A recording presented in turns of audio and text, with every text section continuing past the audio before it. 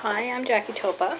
I'm going to be showing you how to make this purse using some Stampin' Up! Fabric, and you can make it either with or without a sewing machine. One thing you will need is a roll of the iron-on adhesive. So we're going to start with, I didn't have the cupcake die, I think it's called table setting die, so instead I used the scallop circle. Trace a circle in the middle. You're going to need three rows of ruffles, if that's what you'd like to do, and then I did 4 of each color. So then you're going to cut around your circle. If you have the table setting die with the cupcake holder, I think it's called, and then just take your scissors and snip about 1/8 of an inch all the way around the circle. Now I've already done that with my next one. If you have the cupcake die, you pretty well have that shape already, and that's how you make your ruffles. When you stretch that top curve straight, it forces the bottom to ruffle. So it's kind of a quick, easy way to do that. Okay, so once your ruffles are finished, you're going to take your purse top. Now I didn't have enough to do my bottom out of all the Stampin' Up! Fabric. So what I did, I measured down 6 inches and I used a piece of muslin. So it's just plain. And I marked 6 inches and then I went up 3/4 of an inch and another 3/4 of an inch. And then drew my lines across. I marked both sides, drew my line across the middle. When I do the back, I want my markings to be in the same spot. So I just used the line as a guide, did both sides, and then you flip it over, and then you can draw your lines from mark to mark. Oops, I'm a little short on that. Actually, this piece I must have got a little bit bigger. Most of them I did 12 inches, it's just easier. So you need your 3 lines. And then the next thing we're going to do, I'm going to show you how to attach the ruffle. Once you have your lines in place. Now I did one side already. I ironed on a piece of, I had to start my video over again, that's why some of the steps were done. But I ironed on a piece of adhesive on the first line, and then I take your ruffle, and you're just going to stretch it across that line. The cupcake wrapper, I'm not even sure what the name of that is, would work a little bit easier than this because it's not quite so curved, but this one's fine too. If you're using a sewing machine, you can sew this on. I just find it easier to do this, and it's quicker. So once you've got your first ruffle on, stretch it out. Then you go along and you put your next one on, you do the same thing. So I'll iron that on there. So right on top of that purple line.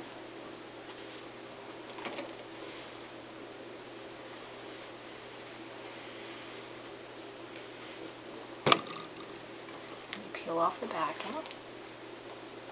And I'm ready to go with my next ruffle. So again, the same thing. Stretch it across. Press it into place. Make sure you're just a bit above that the adhesive, because you don't want it sticking to the bottom of your iron. And one nice thing is when you first peel it off, it's still a little warm, so you can this almost sticks to it by itself, just temporarily, and then you press it into place. It makes it a little easier to work with. When you're done that, you're going to put on your 3rd ruffle, and then once your 3rd ruffle is in place, you'll iron another piece there, and that's what you will use to hold your seam binding in place to hide the top edge. If you want, you can tie a ribbon on there, tie a bow, put a flower embellishment. Now I'll show you. Now once you're done your ruffles, you're going to match up your 2 side seams. Move my arm out of the way so I don't burn myself.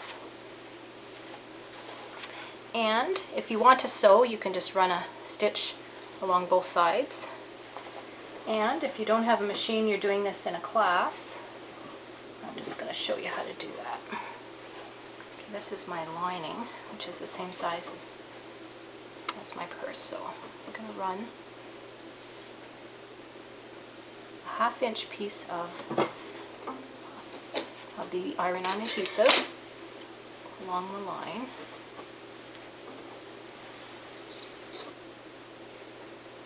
Get that a little closer to me here. Pull that off. Match up your seams. You've got it where you want it. I'm going to press that in place.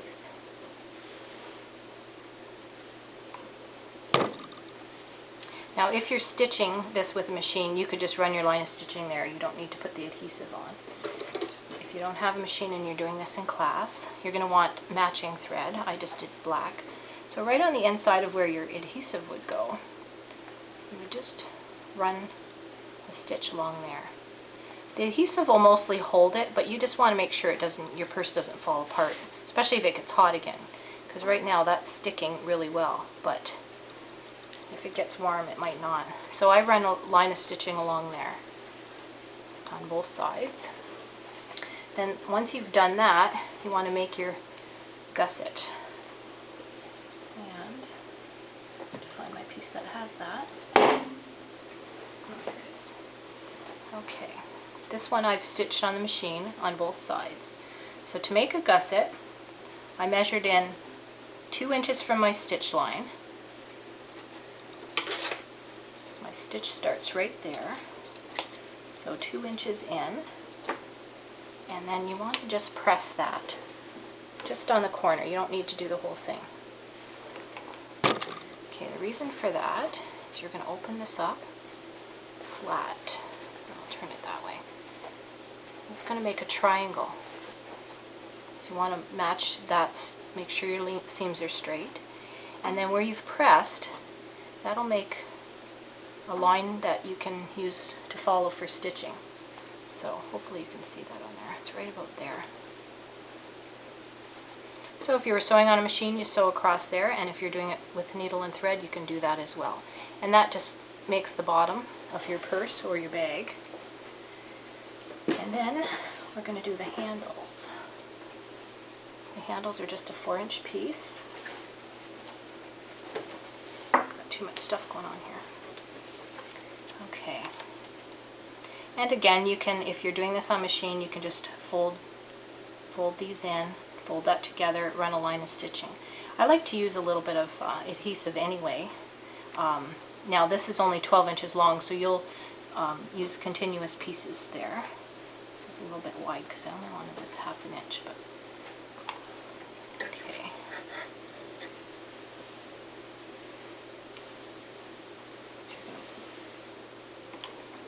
Do that on the whole length of your piece. Don't peel that off yet. Fold it in half.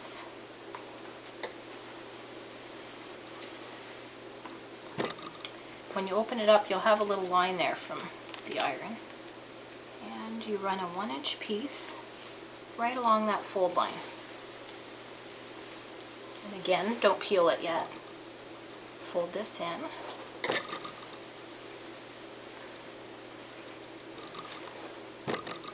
When the backing's on, it gives you a nice little crisp edge. Fold that end in, that side. Okay, now you peel this off. That's still going to be a little pinch warm, so that'll just stick a little bit there. And peel this one off. If it's not sticking, you can just go lightly just along the edge with your iron. Don't do the whole thing because you don't want that sticking to your iron. And then this piece, fold it over that way and then match it up. And now you're going to want to stick it good. So make sure you go along slowly and press it really well. And then that should all be stuck down. If you want, you can do a running stitch just along there on both sides. Now if you wanted your stitch to be decorative, you could use you know, a coordinating thread, or you can use it the same color as your background so it doesn't show. Now on this one I did run 2 lines of stitching, one over there and one over on that side. Just, I don't know if you can see that. Just kind of makes your handle a little more solid too. Now once you have your your lining and your purse sewn together. Okay, we'll pretend I didn't put that handle on yet. On the purse, I put a 1-inch piece of adhesive along the top. I've got my bottom, my lining done, and the bottom's done with the gusset. And what you're going to do is the purse you want right side out, and the lining you want inside out. So you're going to take the lining and stuff it into your purse and kind of line it up. Now, oops, I forgot to put my handles on there. So before you do that, take your other handle. You're going to want to do them that way. I'm going to match them up with the back.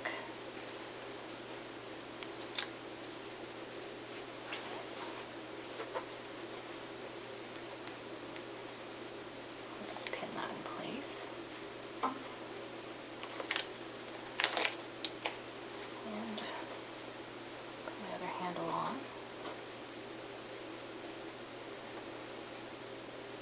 I usually like to give it a little bit of extra support too. So I would take that, the handle, and I would just do some stitching where it's not going to show. And then that will get turned inside out, just a little bit, that top edge. And I stuffed my lining in there. Now you want to match up the side seams. It helps to pin everything. It's hard to get the pins through that adhesive sometimes too. That's why when you stitch you want to try and go on the outside of it. Oops. So I've got my corner side seams lined up.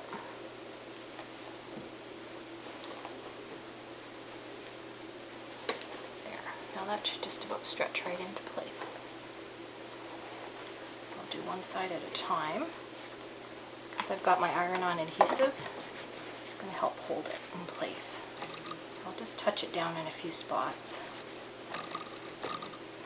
Flip it over and do the back. That's going to line up.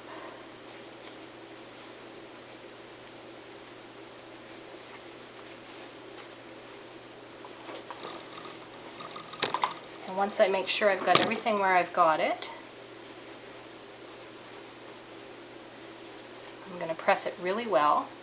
I might put another pin in there just till I'm finished.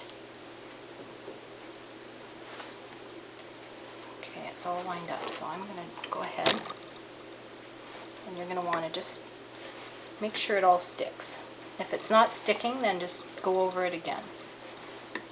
Once you're finished that part, you can run a line of stitching along the top, or if you're using a machine, then top stitch it, and that's it for your purse.